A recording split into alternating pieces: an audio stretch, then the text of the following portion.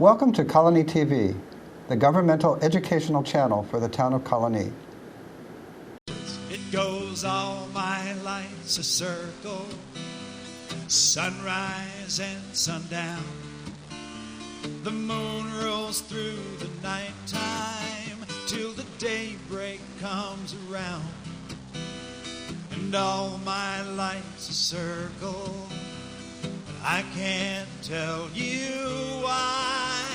Seasons spinning round again, the years keep rolling by. Hello, I'm Joe Doolittle, and this is Story by Story. Sharing the human experience. I'm Kate Dudding.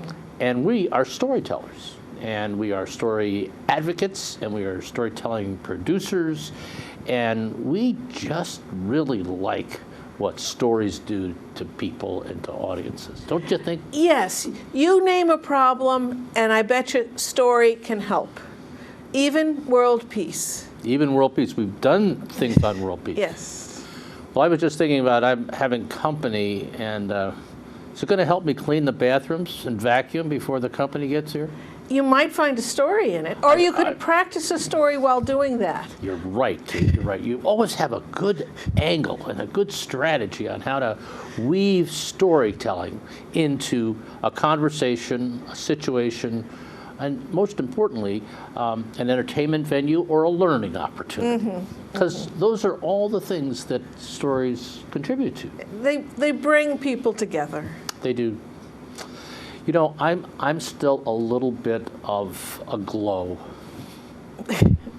over our first Story Sunday at the Glenn Sanders Mansion Oh, something just you a can week share ago. with us all. Good. And we had Christy Keegan and Marnie Gillard. Christy was here last month as a guest, and it was just a wonderfully entertaining and fun and good-spirited evening. And I'm still feeling good, and it was a while ago. It was like just 5 or 6 days, and I'm still on this. Well, they both had very special stories that they shared. Christy shared one of the healing power of her dog Ruby, Right. and how a little boy who had been terrified of dogs, a little boy with Down syndrome. He saw Ruby and he took off on a run yelling, "Bufada, Bufada!" And Christy didn't know what that meant. He seemed happy, but he came at a run, and his mother saw him and she started running, and the boy embraced Ruby. Ruby rolled with him. It seemed like this Ruby was a Doberman Pinscher, right, too, so it's like a big dog. She recognized him as her litter mate almost, and the mother and Christy calmed down that everything was fine. Everyone was getting along with everyone, and Christy finally said, "What is Bufada?" And the mother said, "My son has been terrified of dogs. We have been wanting to get him one, but he's been terrified of everyone except yours. Bufada? Beautiful dog, Bufada." Well, there you go. And that story, in the theme of the evening, because the Story Sundays usually have a theme, was heroines and tricksters. And this particular series that Christy told added a heroine at the end of each little linked story, and it was very powerful. And Marnie was just one of the best Marnie Gillards we've ever seen. Right. She's pretty good. Right. So we'll have more on storytelling and what's going to happen there. But our program is designed to have a little bit of an overview of what storytelling is in the capital area. We do have a very active story circle of the Capital District, a guild of some 50-plus storytellers. We meet at the Colonie Library, where we're filming tonight, and at the Pine Hills Library in Albany on the third Tuesday or Wednesday of each month. Check our website for a lot of information and for that schedule. Story-circle.org. That's and right. click on meetings. Click on meetings. And Joe was perfectly accurate. the third Tuesday of the odd months and the third Wednesday of the even months. He wasn't waffling in between the two. And there's a story there, but it's been lost in the archives of the Story Circle of the Capital District, so we just, we'll have to refresh it sometime. Once upon a time, someone did something every Tuesday. And so she couldn't come to the meetings when we had them on Tuesday. So half of them are on Tuesday and half of them are on Wednesday to accommodate those who do something every Tuesday or every Wednesday. It's not an intelligence test. I know it seems that way, but no. Now, so we're pretty much at the first part of it. That's what's going on in storytelling. You can find it on the web. We'll come back to that and do a little bit of a promotion on some of the current programming that's taking place in the month of November. And what we're going to do in the times in between those is we're going to kind of learn from a wonderful storyteller. And we have different storytellers each program.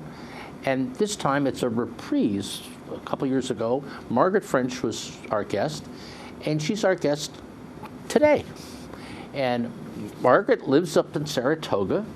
As a career professionally, she was a librarian at Union College or something. I was at Union College. You were at Union College teaching creative writing and other things. I was director of the Writing Center. Writing Center, okay. Not a librarian. Oh, there's another story there. And the reason that she's here is that some time ago, she recognized that she had an interest in kind of the spoken word as well as the written word, and began to hang out with some of the folks in our Story Circle Guild. And she got confident, and she honed her art, and she's helping run a wonderful open mic up in Saratoga that meets monthly. And you can tell us a little bit about that, because that's a fun thing. Sure. And the other thing that we've never held against her much. She is Canadian. She was Canadian. No, she still is. She still is Canadian. I'm also American. You're also Yes. American. Yeah. She has dual citizenship, but a lot of her stories take place her personal stories take place in Canada when she was growing up as a young woman, or when she was back visiting family in Canada. And dealing with having home be many places. Many places. Well, Margaret, it's really nice that you're here. I'm very glad to be here. And why don't you just give us a little reprise on, because your open mic in Saratoga was last night, right? It was that Yes. Wednesday night. And it wasn't at Cafe Lena. No, we alternate between Cafe Lena and Woodland Commons, both in Saratoga. So next month we'll be at Cafe Lena, 7 o'clock, second Wednesday of the month. The month after, we're back at Woodland Commons, 7 o'clock. Woodland Commons on Clement Street. Right, and it's part of the Wesley community, and we meet there because the residents at the Wesley really like to hear stories. They're a wonderful audience. We always get a good crowd, and they give us and they give us and dessert. they give us cookies. Yeah, they give us dessert. Yeah. I mean, that's part of the deal. That's important. We have to provide our own desserts when we go to Cafe Lena, but It's very modest fees. So that's true. It's true. $3 for Cafe Lena, You're right. free for Woodland Commons, and we get a good crowd and some wonderful, wonderful storytellers. And it is a great place. The Wesley Center room is usually full. I didn't make it up there last night. I'm sorry, but and everybody is really into the stories. They are a perfect audience. They really are a perfect audience. So when we say they're into it, there's maybe jokes about older people sometimes falling asleep. But I've never seen anybody doze off on us. I think it's been they are a great audience. And the open mic is a great place for new storytellers to come and try a story for the first time, because newcomers are always welcome. Right. And storytellers, like other performers, need a place to practice in real time, which is very helpful to kind of refining a story that you're working on. You can only tell a story to your toaster or your, and telling it in a mirror, I don't like at all. That's too weird. No, I never like the other person I'm telling to when I look at the mirror. I just don't like that. Well, and spouses get tired of the story. Oh, that's true. That's true. They do. But I'm not going to say anything about my spouse not liking my stories because, one, it wouldn't be true, and two, I'd probably get in trouble. So, now you've been in the area, upstate, for a while. Did you come to the upstate area from Canada, or what's? No, when I first came to the States, I was in Maryland for a year. Then I spent 20 years about in Woodstock, New York, which was great. And then I moved to Schenectady. So I've been in this area since 1987. Good long while. Wonderful, wonderful. Yeah. Just great. Now, you've got you do one other thing that I've admired you for, and it uses your writing and also your story. Because you do a blog on. I do a blog. Yeah, yes. and that's keeping a blog is an act of grace as far as I'm concerned, because it takes time and some insight into what your circle of interests are interested in. But you've really been at it for a while, and you maintain it, and it's really rich material. I have to compliment you. Well, I love having the blog. I love hearing from people who've read my blog. Occasionally, it's a humbling experience. Oh, really? As Kate knows, I have one post that by far gets more hits than any other. It's my story and recipe about baked beans. Oh, that's right. And I think it's a good story, but I think that recipes sell better maybe sometimes than stories do. But Well, I think even Kate tells me that even the story on YouTube gets more hits than any other. I think it's the people looking for recipes. Yes, I think Google doesn't really differentiate between baked beans. That's what they put in, and baked beans is what your story's all about. So it's a good hit, but they should probably put in recipe and. Oh well. I'll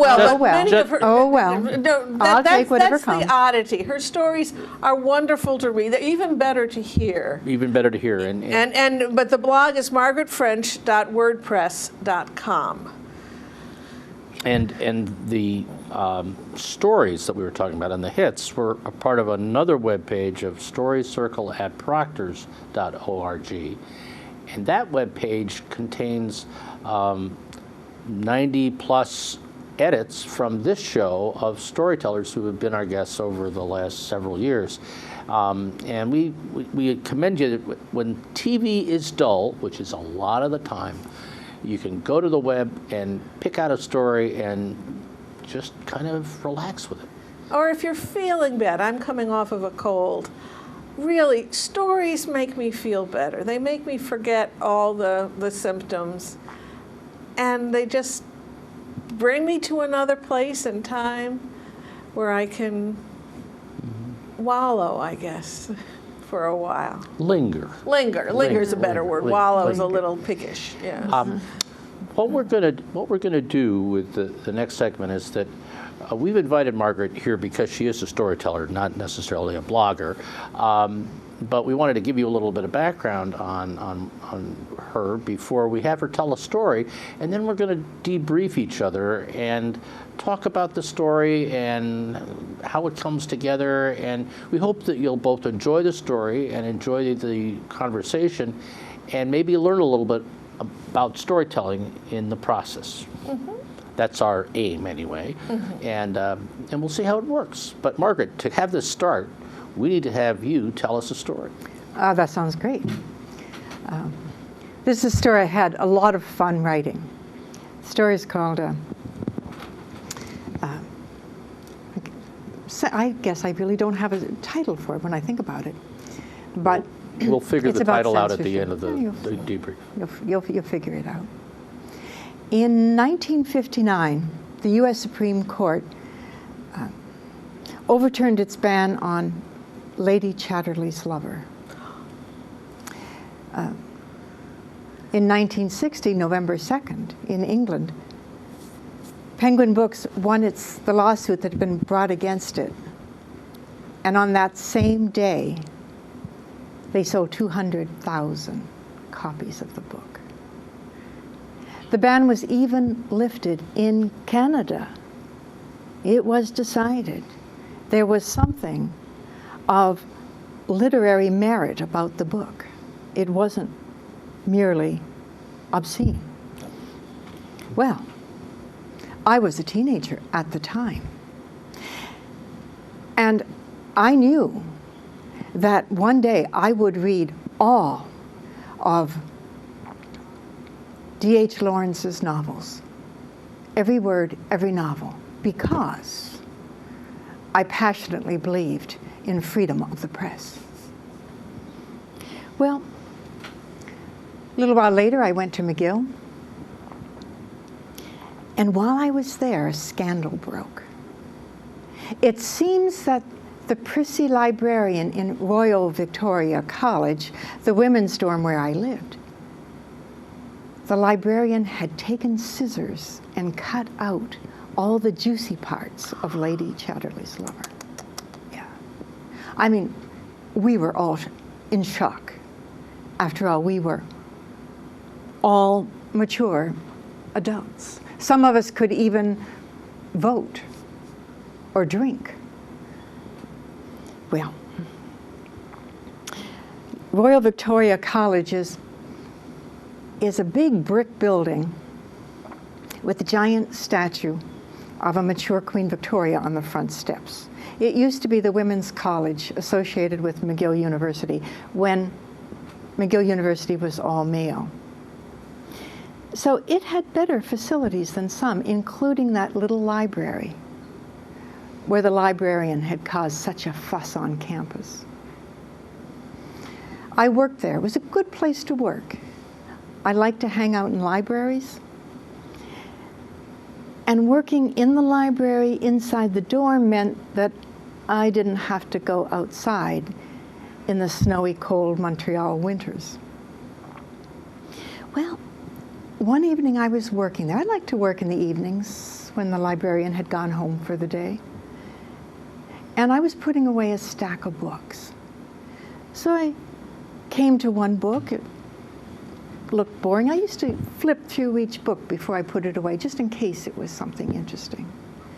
This book looked boring. It had a brown cover. Ordinarily, I do not like books with brown covers. And it had a boring title, something philosophical, metaphysical, religious, the Kama Sutra. But just in case, I started flipping through it. Turns out, it was a book about sex positions. I checked it out. That night, I read the book, cover to cover. I was pure as the driven snow at the time, and I had no idea the human body could do those things. I told my friends about it. One by one, they all checked it out in the evening, after the librarian had gone home. We all assumed that she had no idea what she had bought. I mean, would she buy the Kama Sutra if she had cut the pages out of Lady Chatterley's Lover? My friends told their friends. And probably by the end of the semester, every girl in the women's dorm at Royal Victoria College had checked out the Kama Sutra and read it, cover to cover. When I look back on it, I'm inclined to think that Lady Chatterley's Lover, in its way, had broadened my educational horizons. Because in my determination to be a liberal, free-thinking person, I'd happened upon the Kama Sutra. Thank you. Let's hear it for the free press. Freedom of the press, yes. Wow. Could be a title, Freedom of the Press. Freedom Oh, of the yes. Yeah. we're gonna learn from this experience, and first, when did this incident in memory become a story for you to share? In other words, Well, I think the core of the story was there from the beginning, because at that time, I thought this was pretty funny. well, no, I but- think I mean the librarian. The library cutting out the pages and it getting into the McGill newspaper, and then followed up by finding the Kama Sutra. finding the Kama Sutra in the same library. That was pretty funny. That was pretty funny. But Now- probably only since I became a storyteller did I try to put the two together and make it into a story. Is it, go ahead. I love your various delaying tactics. When you found this book, it was a brown cover. I generally don't like brown cover books. I mean, you took a while before we got to the title with various comments that. Oh yeah, because there are quite a few people who have read that book. And even if they haven't read it, Oh, really? they have an idea of what it's about. Yeah. I remember you telling it when there were a number of people from India in the audience, and the title got quite a reaction. Yeah, I think some of them have read that book too. And they certainly know what it's about. And the emphasis on the release, if you will, of Lady Chatterley's Lover was an interesting approach, because for the longest time we thought the story was about Lady Chatterley's Lover, and really then it became something mysterious, because you were refiling books in a library in a dark wintry night. What could be kind of more plain than that? And a Dull. Story of my Even life. Dull. right, and then all of a sudden we were all kinky. It's really fun. That's fun. Kinky books. Kinky books. Well, that's it. Something like that. And of course, that's a true story. Now you didn't make. It is a that. true story. I I don't know whether every single girl in RVC read that book or not. Maybe maybe that that might might. be an exaggeration. Oh, but that's. But it got out quite a bit. Actually, I think that book could have been secreted into that library by the male students of McGill just to kind of beef things up. But I mean, it was in the system because people kept they taking could it take it out, right? So, You needed to label it with the right number. Yes. Yeah. Yeah. But it was interesting that a librarian would cut pages out of a book. Oh, That is so unlike any librarian I have ever met. Yeah, That's truly defacing a book. It is truly defacing a book. That's. and it wasn't as if the action took place soon after the turnaround in the publishing rights, because you did several years later. Yeah. Yeah. I mean, it was obviously she'd had time to read the book before she had done it in. She probably thought she was the protector of Young the women. moral upbringing of the students in the college, but she wasn't very Especially good young at it, women. clearly. No, Because it was only women who used the library, only undergraduate women. So this was a time when McGill was very conservative. At that time, we were not allowed to wear slacks, Ah, except on Sundays, or if we were going skiing, which didn't leave many opportunities. And we're talking Montreal. That's right. And It was a good cold. part of the school year is in the winter. It's in the winter. And they get even worse weather than we do. Well, that The cheerleaders at McGill were not allowed to do cartwheels. Yes, yes. And of course we had curfews, and men were not allowed past the front vestibule. Yeah, the times have The changed. times were different. I can remember that era because gay couldn't wear. My wife is gay and I'm not. We usually do that. She was at Cornell and she had to wear skirts and couldn't wear slacks even in the wintertime. It was kind of crazy. I'm just 5 years younger than you, and I heard about that. But that wasn't the case in at antiquity. Tufts. That wasn't the, and the talk of my school was that the new dean of women had worn white go-go boots for her interview. This was at Tufts? Yeah, well, Jackson College Jackson, for women, okay. but the classes were all integrated. Oh, So, and by the time I was through, some of the dormitories were integrated. But yes, there were women who were still in Tufts at the time who told of how we had it so easy, because when they were freshmen, they had to wear skirts if they were on the main campus, and et cetera, et cetera, et cetera. Every Sunday noon at Royal Victoria College, every Sunday afternoon, tea was served in the drawing room with the oriental carpets and the wing chairs, and the Dean of Women served the tea, and the Associate Dean of Women served the coffee, and we drank it out of china cups. Wow. Yes, Every day? every Sunday. Every Sunday. Oh, Every wow. Sunday. See, that bit of ritual is a story in of itself, because a lot went on at that. You can tell a story about, I think high tea, just because it was to ritualize manners and etiquette, showing up On time. on time. All it was a bit of socialized engineering kind of things. Things we're going to protocol, that kind of stuff. Well, and they also, before we went into the dining room each evening, which was a fixed time, Right. we all had to stand up till the Dean of Women, When, and the Associate Dean and the other members of the head table went to the head table and continued standing until grace was said in Latin. well, Oh, yes, Latin.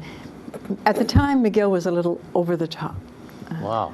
I could. I mean, it's like those TV shows on PBS where Cambridge and Oxford, that kind of stuff. Wow. I'm saying wow a lot, but I thought I'd be saying wow about the Kama Sutra, but I wasn't. I didn't, because it just. Well, I still kind of admire the ritual of the action, because I think that there's more than a memory of that in terms of the protocol and things like that. But that was interesting. So we're going to come back to another story, but I think we want to tell you a little bit about what's going on in the month of November in the storytelling world and in the storytelling community.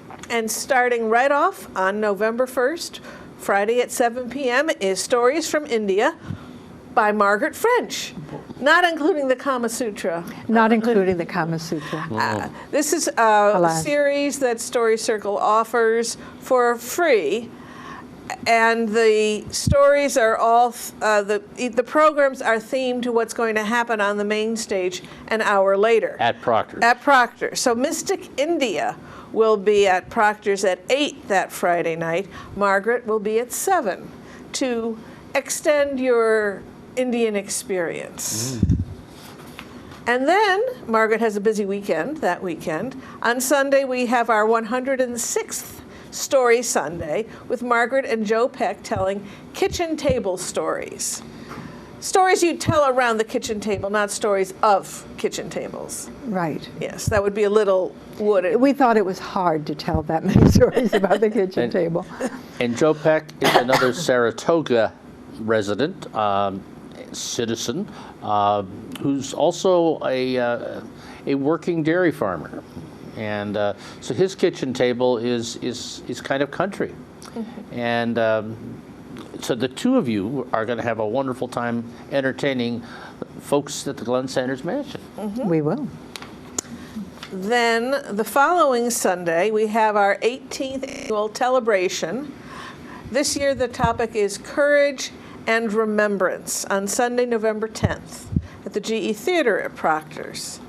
These are stories of about 3 U.S. veterans, a local teacher combating bullying, an 8-year-old girl who saved trees in India 40 years ago, a miser, people battling cancer, survivors of 9/11, beloved relatives, and a pair of lovers from Hawaii. A mixture of true stories and folk tales. Of course, there's a lot of truth in every folk tale. And I just had to pause for a minute. Courage and remembrance is a theme that we selected because this is near Veterans Day. But the construction of the word itself, Kate, is always interesting. Courage comes from the Old French, which literally means coeur, their heart, and rage, which is rage, a rage of my heart. So we're going to be sharing some passion, some rage of heart. And remembrance is derived from some Latin words, which literally mean kind of putting limbs together in that kind of way. So we're remembering, we're reconnecting ourselves. I just thought about that as I was listening to the titles, and they in themselves, the title in itself, has got some stories in it. And for further word derivations, check. I'm gobsmacked, and my timer just took a header. Oh well, I'll get it later. Our next Story Circle meeting is that Wednesday, November 16th, here at the Town Library, where we share works in progress, 6:30 to 8:30.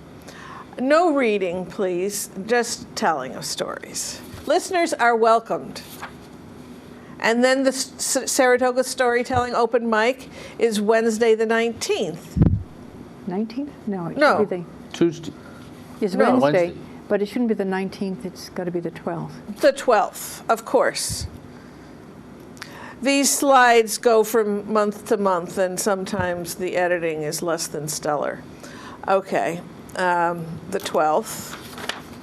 And then that takes us to the end of the month, the Sunday before Thanksgiving, at Proctor's again, our series called Word Plays.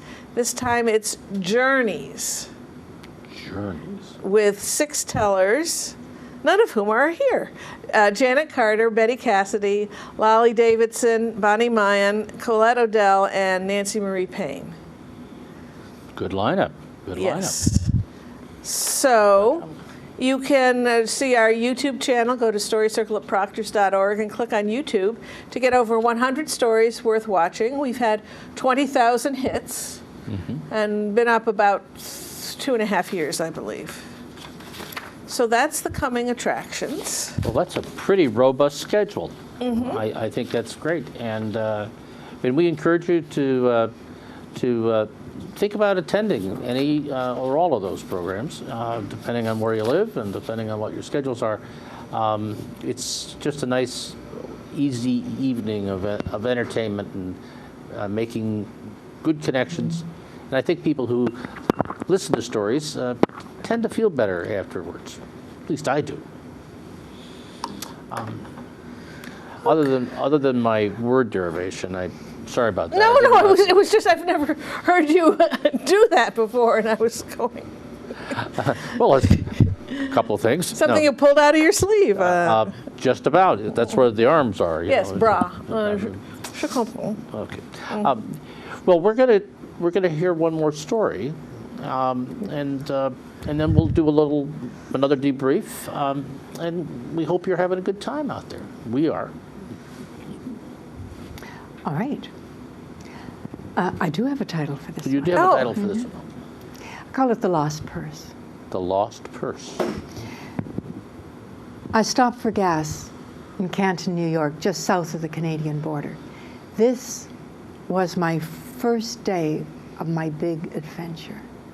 I was planning to drive across the continent from Schenectady, New York, to Edmonton, Alberta, where my mother lived.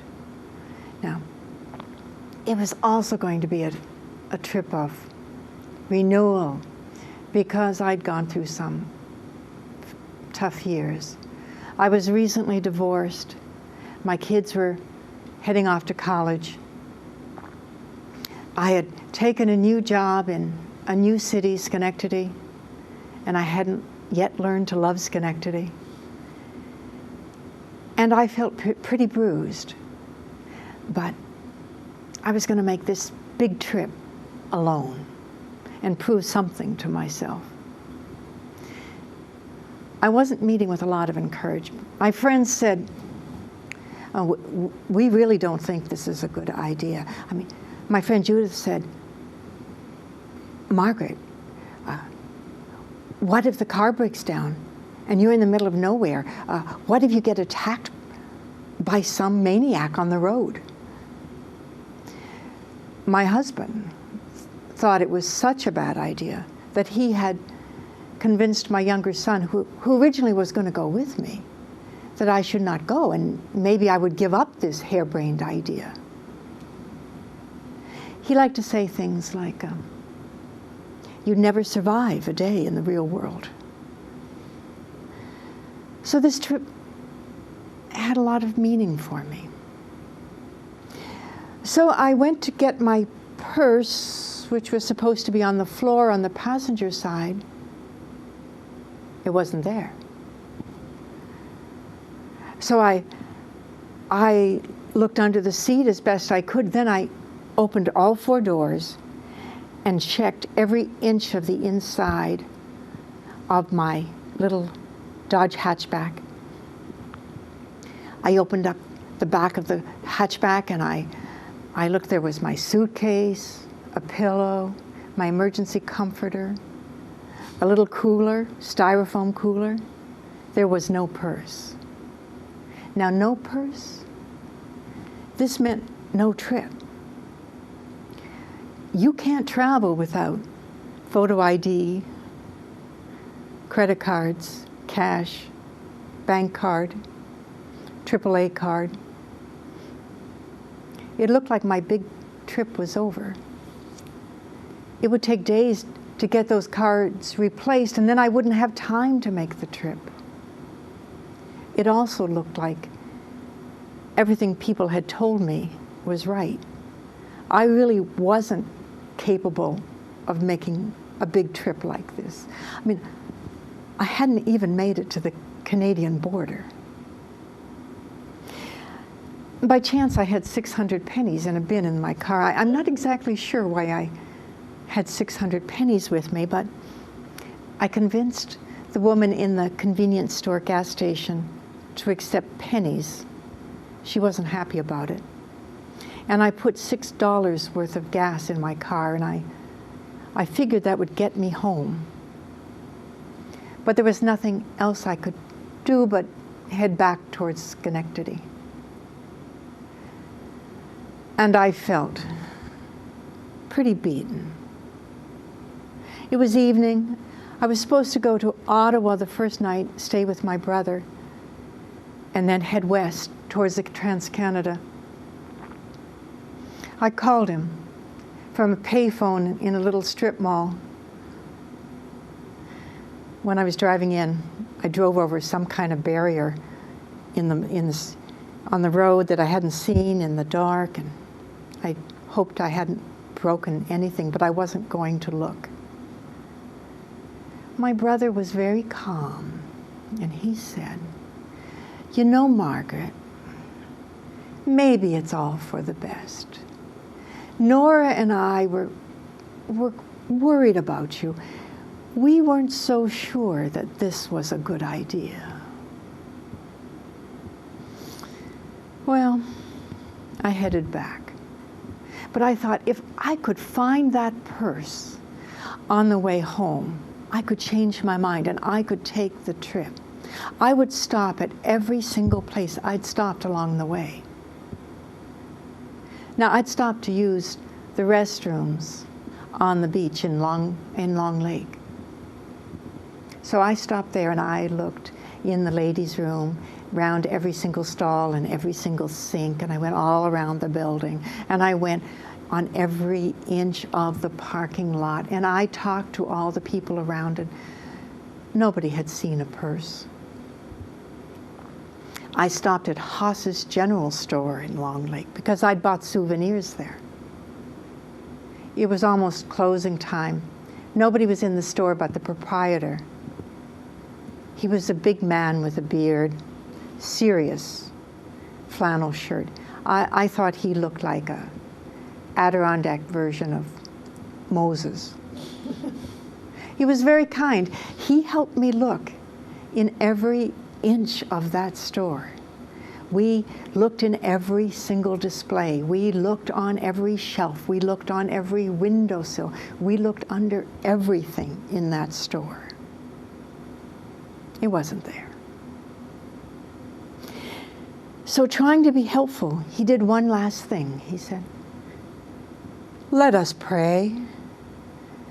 Dear Lord, please help this woman find her purse. Amen." Nothing left to do then but head home. By this time it was dark, and it started to rain, and there was a thunderstorm, and I was tired. And Route 30 is a very windy, twisty road with uphills and downhills, and I didn't want to drive it at night in the dark in a thunderstorm.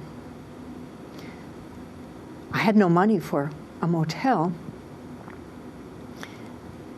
so for the first time in my life I slept in my car. I pulled into a rest stop by Indian Lake. Really, it was just a pull off the road. It was pouring rain. But I went to my cooler and I made myself a sandwich. Peanut butter and Indian pickles on cracked wheat bread. It's my own recipe. It's not bad, but I haven't shared it with the general public yet. And I had my emergency blanket and I had my emergency pillow. Put them in the back seat. Now, my car was the cheapest model available. It had no air conditioning. It had no radio. But I did have an audio cassette player. And I had the tapes of William Least Heat Moon, Blue Highways, his story about driving around the back roads of America. And I thought it was perfect for this trip. And it was. Now, my audio cassette player only had one level. It was either off or it was way too loud. But I put it on way too loud anyway, and I went in the back seat, and to my great surprise, I fell asleep. And I woke up early the next morning, and I thought about having to tell my friends that I hadn't even made it to the Canadian border. And I drove home, and I got home early. I dragged my suitcase up the stairs to my apartment. I went to my answering machine. There was one message. The red light was blinking. It was a message from a woman in Oneida, New York, who had stopped at the restrooms on the beach in Long Lake, and she had found my purse. Oneida, that's close to Syracuse. I could change my plans. I could go to Syracuse, head north on 81, and then head west. My trip was on. So I told her I'd meet her later that morning. We met at a Friendly's in Oneida. She was there with her boyfriend. And both she and her boyfriend, they listened to me tell all about my trip and what I wanted to do and why I wanted to do it and why it was so important to me. And they said, take your purse and check it. Check everything. Look at your wallet. It's all there. Well, I knew it was all there. I would have trusted those people with my life, but I checked it so they would know that I knew it was all there. I wanted to give them a reward. They absolutely refused. I wanted at least to buy them lunch, and they refused. They said, we were going out for lunch anyway. But I think it was deeper than that. I think they truly wanted to do something good. And they wanted to make it possible for me to go on my trip because they could tell it mattered a lot to me. It was a good trip west. It was full of small adventures that were important to me. And I learned a couple of important things. I learned that there are good people out there. And I learned that I was going to make it. I was going to be okay. Thank you. Oof. Thank you. Thank you. We should probably have a word place called The Kindness of Strangers. The kindness of strangers. I think that would be a really good topic. Because heaven knows I've depended upon it often enough. Oh, man. Indeed, Blanche. And now the story was several years back when it actually happened. And again, let me ask, that's such a significant event in your own development, and the story was just always sitting with you in your hardcore, so to speak, in your hard drive, rather. I'm sorry. Yes. Yeah. I think like most of the stories. Yeah. There are stories I might have shared with a friend. There's stories that have sat in my mind. I mean, I was always very much aware that these people had done a good deed that made it possible for me to do something that was very important to me.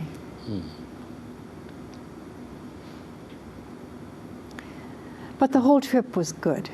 You have to decide what part of the story you select to tell. I mean, because other parts of the trip were good too.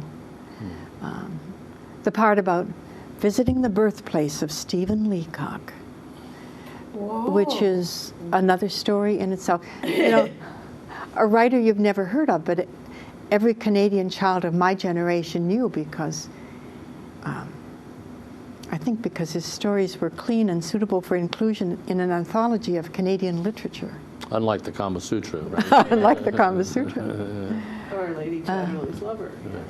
But now the piece that I kind of identified was sleeping in your car in the rain, because I've had that experience of not being able to find a motel, and it's one of those connections that when you tell a story, you don't know what exactly is going to resonate, but the Lonely Road has a lot of resonance, and I think for me, when you were there, I was picking up on it, and I was also thinking about other times where I had been there myself, and and I didn't have the Blue Highways on my my cassette player either. I was, but you hadn't lost your purse. I hadn't lost my purse. I mean, I've been on actually that's dark, true. Twisty, windy roads, and am I going to get there in bad weather? And it's like without the anxiety of I've lost everything I really need. But I did have that realization that in in a violent thunderstorm, nobody was going to bother me. And you had your emergency So I felt pillow safer. and your emergency comfort. And my peanut butter sandwiches. Well, yes. and your peanut butter and pickle sandwiches. Oh, yes. Indian pickle, which I assume are hot. Yes. Yes, of course. It's a great combination. I'll have You'll to take pass your on word. that. Yeah, I'm not that fond of peanut butter. It has more of a choking, sticky effect than any charm. Well, the pickles cut that. As you're downing something to drown out. Yes. Don't bring that if I ever have a potluck supper. Or expect me to eat them. Yeah, you've led an interesting life, Yeah, Margaret, definitely have. But Not on purpose. not on purpose. No, I'm curious about the connection with these folks in Oneida. Did you ever see him again, or did you I have not seen ever them see again. Wow, it's kind of interesting. Yeah. People who are kind and remain strangers in a way, other than the one time. Yeah, and they have no way of knowing how much it meant to me, or that I tell a story about them. Oh. Unless you connect with the Oneida newspaper and they're still there, and after we publish this on our YouTube channel. We can give them the link. Yeah, I don't remember their name. Right. Oh, but we'll have to include Oneida in the description somehow. So somebody Googling So could they run might find across- themselves? Yeah. description. Or is this on your blog? Of course I've, probably. Probably. Yeah. Yeah. Okay. So just. But they're not the only people who've rescued me on the road. Oh. There was the time I broke down in Maine and Right. the time I broke down in Pennsylvania. Oh, that And the- story I don't believe. We I haven't don't told that recall. one yet. Oh, And okay. no, there's been the difficulties in Kingston, Ontario. I mean, there are stories. You from broke it everywhere. down in some really interesting places. Well, wait. My family broke down on the big arched bridge that crosses the Welland Canal in Wow. St. Catharines. On the way up, our fuel That pump would be broke down. scary. And there is no breakdown lane. And so cars were honking and zooming They were around not us. happy, huh? We're still trying to figure out what's wrong. You know, my husband's going, it's acting like there's no fuel. Which, of course, when you don't have a fuel pump and you're going uphill, that is exactly what your car is acting like. And we stopped, and all of a sudden, through our sunroof, there was a face. He said, "Can I help you?" And we said, "Sure." This is a pretty dangerous place. Let me push your car up over the hump, and then you can coast down to where there is a breakdown lane. And so, yeah, good, thanks. And so he disappeared, and he, looked back, and he was in a big van, and so we, my husband had put the car into neutral, and we went up and over and down. And anytime I noticed there were these provincial police cars zooming past on the other side. I wonder what's wrong. Well, by the time we were in the breakdown lane, I turned around, and they were all behind us. Ah, We were what was wrong. And so our angel came back and said, "Do you need any more help?" And "Do you need any more help?" I said, "No, we've got an 800 number to call, and thank you." And he disappeared from our lives. And then a state trooper appeared in the window, and we said, "How did you get here so quickly?" And he said, "Oh, well, a state trooper was killed on this bridge 6 weeks ago. There are cameras on the bridge, and we're monitoring very carefully for any breakdowns." wow. Oh my. We went, "Oh." And so for the rest of the day, everything went wrong. I mean, it was hard to get the car fixed. Find a place that could fix the car. Hard to rent a car. But all through it, I'm really calm. And finally, our teenage son said, "Mom, why aren't you getting mad?" I said, "We didn't die." You didn't die. I mean, Everything else is gravy. Everything else after is just that. an irritant. That's I right. truly believe that I could have a whole series of catastrophes on the road. I mean, you know about when I fell into a pond in Kyoto. Yes. You don't know when I landed in the bathroom of an airplane in the Himalayas because I couldn't get out because of morning sickness. Oh, I think with the you've mentioned stewardess. that in passing. Yes, yeah. Yes. There was the careening down the mountain in India with the driver in one of these roads with one lane both ways, and they honk when they get to a curve, and then they hit the brake if they hear the horn blowing, and there's a drop of hundreds of feet on the side. And I was scared, but I thought, well, he must do this all the time. This must be normal. And when we got to the bottom, I realized that every other woman on the bus, all Indian, was crying. So I guess it wasn't normal. But Okay. trips, you know, lots happen. I see a title that's kind of fuzzy, but then one disaster after another is the second part of your. Well, I think people would catch on to the theme pretty quick. So, My travels around the world, one disaster after another. well, yeah. But of course, I'm being good really times. quiet because I'm just kind of soaking in all the stories here, but I am traveling to other places, you know, because again, almost all of us have these kinds of stories, and to be able to share them is good, and the learning, even the story of the state troopers and the fellow on the bridge, again, the kindness of strangers. There's a universal, I think, good quality thing. I think so, He put too. himself out for us. Oh, 'cause yeah. Now it was his van that was going to be hit. Right. And so he was. Again, I have. I think it was a gray van. I think that's as close as I can get. But one thing I love about telling stories is that no matter what story I tell, people from the audience will come up to me and tell me their stories. It's the triggering of other people's stories that is so interesting.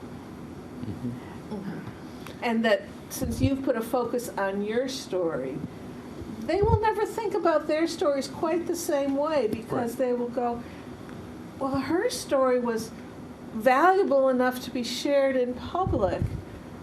That means my story is important too. I hope so, Yeah, I think because I really do believe that all our stories are valuable and worth telling. And I think this is a good point to end on. We only have a short amount of time left, and ending on how stories help people. Well, how they help people and about your story. And I think the closing would be to encourage you to kind of maybe show up at one of our events or an open mic or a story circle meeting and try out telling a story, or listen for a bit and get comfortable with telling a story. We'd love to meet you live and would look forward to that opportunity. So thank you for joining us for Story by Story, sharing the human experience. And thank you, Margaret French. Thank you for inviting me. It goes all my life's a circle, sunrise and sundown. The moon rolls through the nighttime till the daybreak comes around. And all my life's a circle, but I can't tell you why. Seasons spinning round,